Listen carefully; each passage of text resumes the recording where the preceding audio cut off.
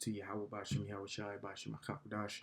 Double honors to the apostles, elders, great millstone, rule and teach well. Peace, love, salutation to the 1144 first fruit.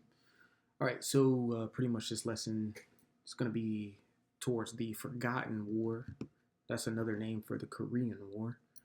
And the reason I'm doing this lesson is because we're in the middle of World War III at the moment, and it's called a world war for a reason. So there's going to be different theaters of war and different fronts everywhere. As you can see, the Ukrainian-Russian war, which I've done plethora of lessons over. You see what's going on with the Israel-United States versus the Iran war. You saw what happened between U.S. versus Venezuela. You see what's happening U.S. versus Cuba at the moment. And of course, America's trying to drag everybody else into the Middle East as well, which is eventually end up going to happen. So, anywho, I just wanted to kind of get what's going to go on with these Moabite countries, okay, the Koreans and the Chinese, and I wanted to bring up the history. Reason I want to bring up the Korean War is because this war actually never stopped. It started in 1950, claims it ended in 1953, like a 3-year war, but in our actuality, this is more so like a 70-year ongoing war to this day. And we're just going to explain. So this is the Korean War. I'm going to read a little bit here in Wikipedia. It says it was from June 25th, 1950 to 27th July 1953 was an armed conflict on the Korean peninsula, fought between North Korea and South Korea and their allies. And their allies of South Korea were the Americans. North Koreans were supported by China and the Soviet Union, while South Korea was supported by the United Nations, led by the United States under the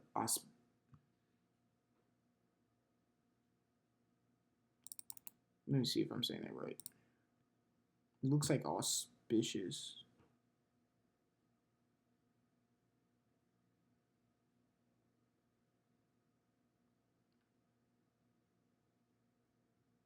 That's crazy work. Let's see this word real quick. I want to make sure I'm saying it right. Auspices. That is off. But yeah, I think this is where you get the word auspicious from. Refers to kindly patronize, sponsorship or guidance from an individual organization. So yeah, it's an adjective a good adjective describing the United Nations and the United States. So anyway, it says the conflict was one of the first major proxy wars of the Cold War, one of the deadliest conflicts on non-combatants, especially civilians. After the end of the World War II in 1945, Korea, which had been a Japanese colony for 35 years, was divided by the Soviet Union. Exactly, because the Japanese had an empire during the World War II. And what you see Japanese today wasn't then.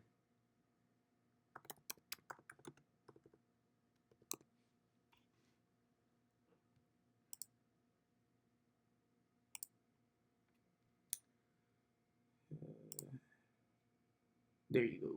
The Empire of Japan. See if we can go here. Nah, that's Facebook. I don't want to be on Facebook.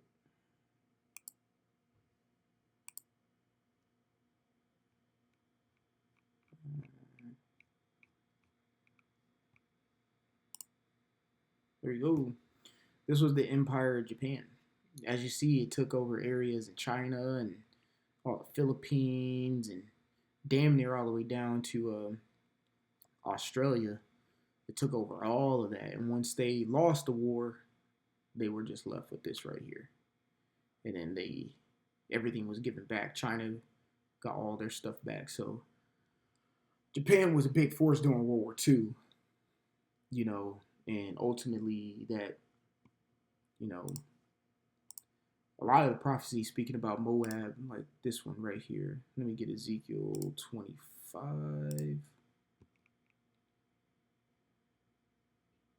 Yeah. It says, well, Yeah, let's go. We're going to keep this up. So it says, Ezekiel 25 and 10, it says, unto the men of the east with the Ammonites. Woo! Will give them in possession, that the Ammonites may not be remembered among the nations.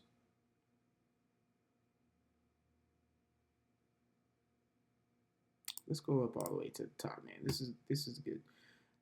Ezekiel 25 and 8. Thus saith the Lord God, because that Moab and Seir do say, behold, the house of Judah is like unto all the heathen. Therefore, behold, I will open up the side of Moab from their cities, from the cities which are on his frontiers, the glory of the country. Jeshmoth, Baal Meon, and Kyra Thaim, if I'm saying that correctly, unto the men of the east with the Ammonites, and will give them in possession, that the Ammonites may not be remembered among the nation, and I will execute judgments upon Moab, and they shall know that I am the Lord. Now, this is, especially this verse right here is coming soon. That's why I'm getting into this forgotten war, the Korean War. You see, this was the Empire of Japan during that time. Once Japan was bombed and destroyed in World War II by the United States, all their lands were divided by the Soviet Union and United States into two occupational zones at the 38th parallel. Now let's get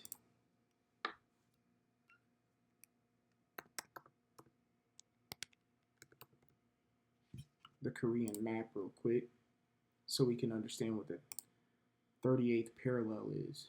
Right here is the 38th parallel. All right. Right here is the 38th parallel. And if you look up the 38th parallel today, all throughout this border right here is just soldiers from each side just standing looking at each other.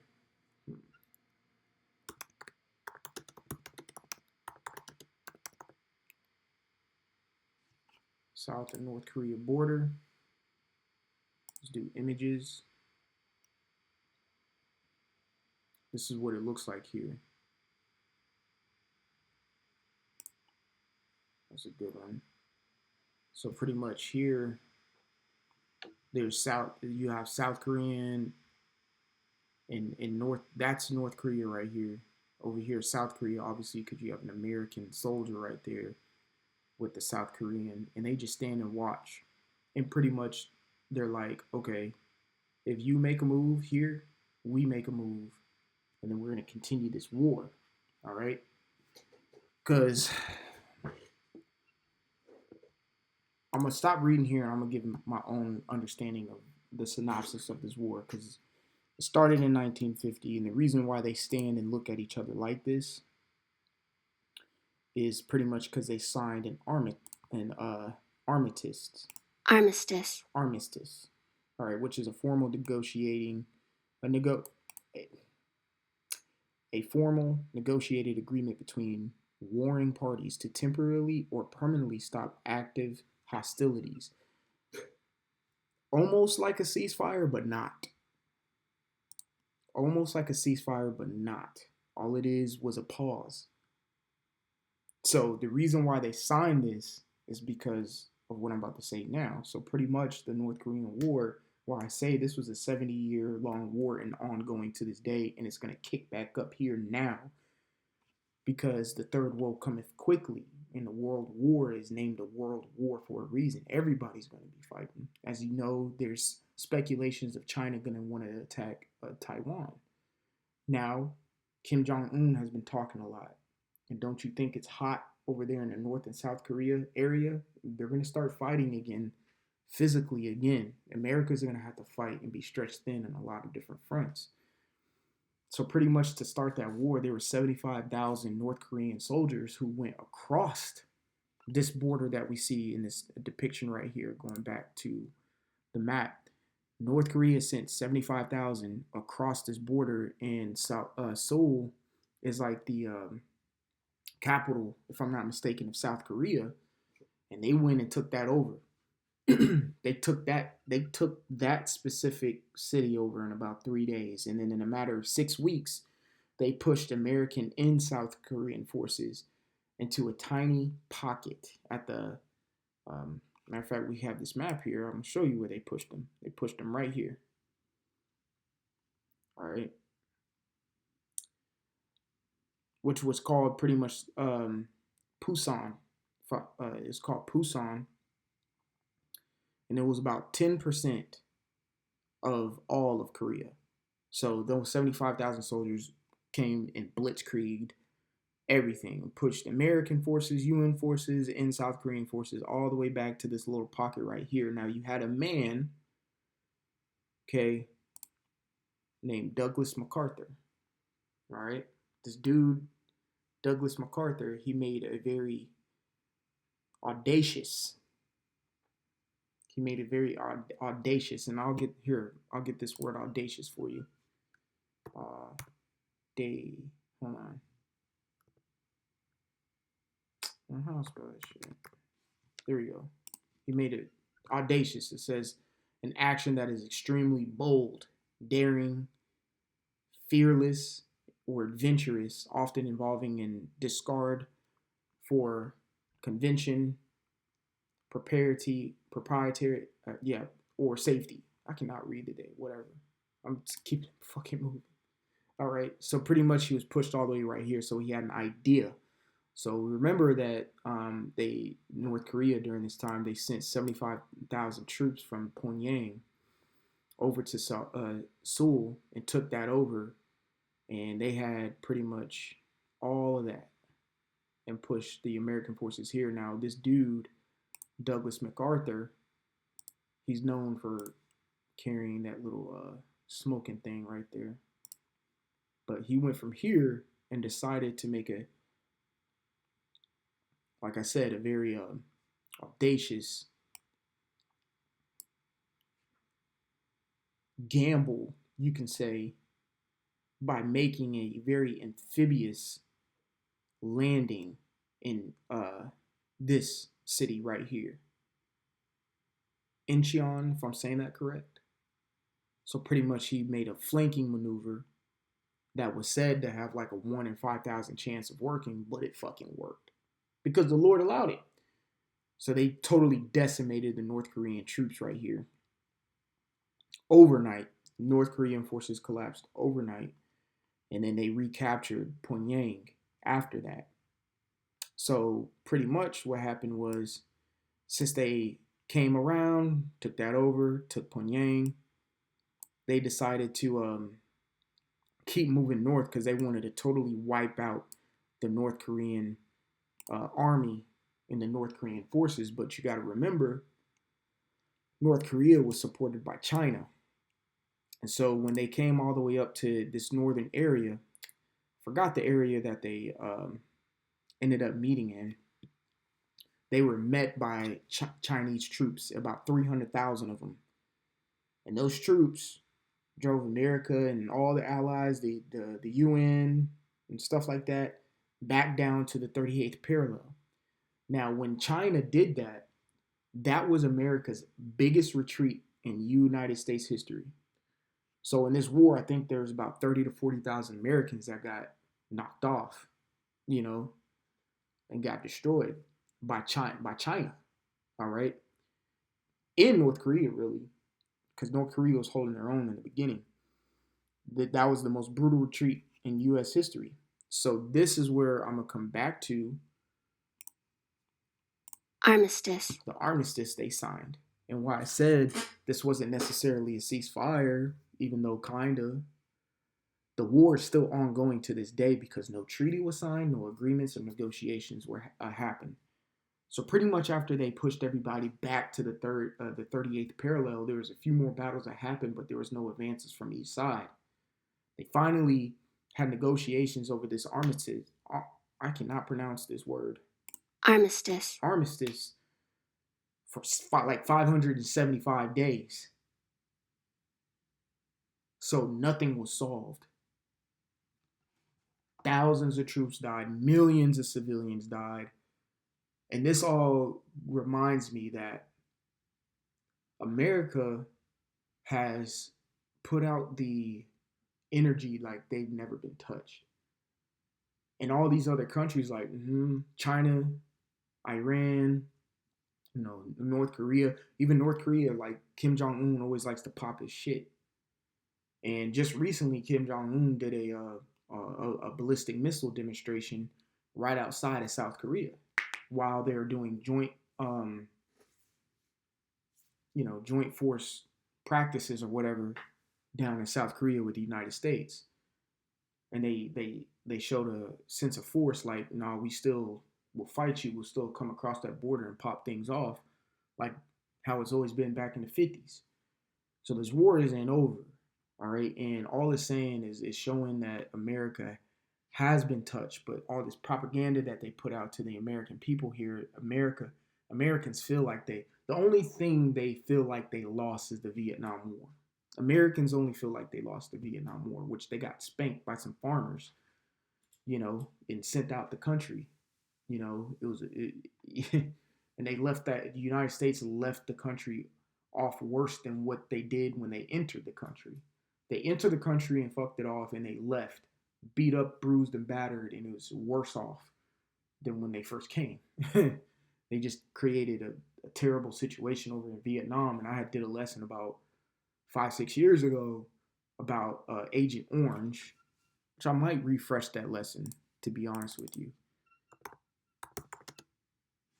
Agent Orange, which pretty much is the cleanup of all the chemical warfare and napalm strikes that they used in Vietnam. You can look that up yourself. But pretty much, China is talking right now saying, "Look, do you not remember in the Korean War that we killed and destroyed 40,000 of your troops and made y'all retreat?" North Korea is saying the same thing. Like, we touched y'all before. We know what y'all are about. Like, we're not scared of y'all.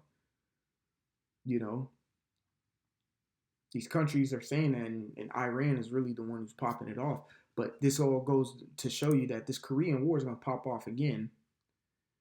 And this is going to be the downfall of Moab in the World War III. So Isaiah 16:6, it says, "We have heard the pride of Moab.